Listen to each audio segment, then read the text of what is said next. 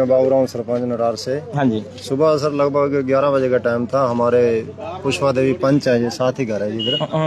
तो उन्होंने इधर देखा कि झाड़ियों में कुछ लाश दिख रही है। साथ ही ये मदन लाल जी का घर है। वो घर के बैक साइड उनके जो झाड़ियाँ से काट रहे थे, तो उन्होंने देखा भी लाश पड़ी है बॉडी। तो हमारे मेंबर साहब ने हमें फोन किया कि सरपंच साहब यहाँ लाश पड़ी। हम आए, देखा, प्रशासन को सूचित किया।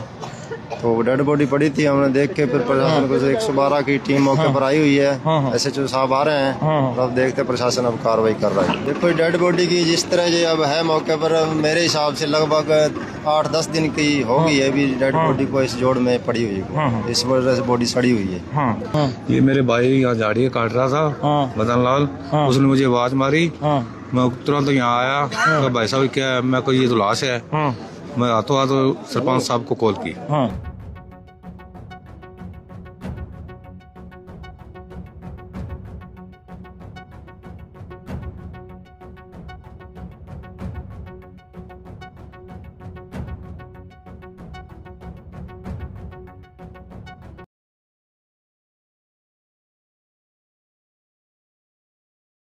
मेरे हिसाब से तो लगभग 15-16 साल का होना चाहिए। बाकी अब निकालेगा, प्रशासन आ रहा है, निकालेगा तो पता चलेगा। निकालने से पता चलेगा।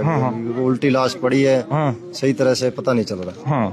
और हमारे को भी करीबन 10 बजे के लगभग ही पता चला है कि यहाँ कुछ बॉडी उपलब्ध करवाई गई है।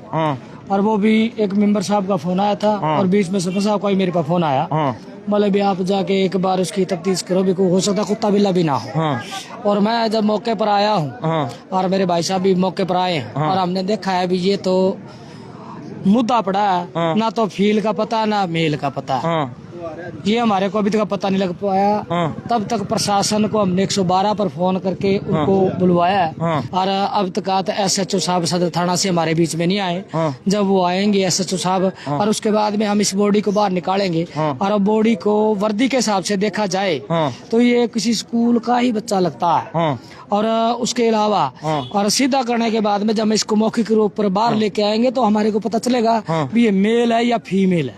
उसके बाद में यहाँ पर कुछ कह सकते हैं सर, उससे पहले तो आप कुछ नहीं कर सकते। कह नहीं सकते उससे पहले। और उसके अलावा प्रशासन के बिना आए, या तो CMO साहब के ऑफिस से कोई टीम आती या सदर थाना से कोई टीम आती। और हमने पहले सोचा अभी 112 हमारे बीच में ही रहती है गाड़ियाँ। हमने 112 को ही फोन करके बुलवाया और 112 ने ही आके हमारे कहा है भी ये पट्टी लगाई जाएगी। और जब तक SHO साहब नहीं आएंगे सदर थाना से, उससे पहले हम कोई कार्रवाई नहीं कर पाते। पता क्या है, अभी जब इसका फेस मौखिक किया जाएगा और मेरे को लगता है भी गांव नटार में ऐसी कोई वारदात होती तो ये गांव एक दूसरे से सिमटा हुआ है, बंधा हुआ है। तो जब गांव में कुछ ऐसा होता है तो अब का तो गांव में पूरा हाहाकार मच जाता है।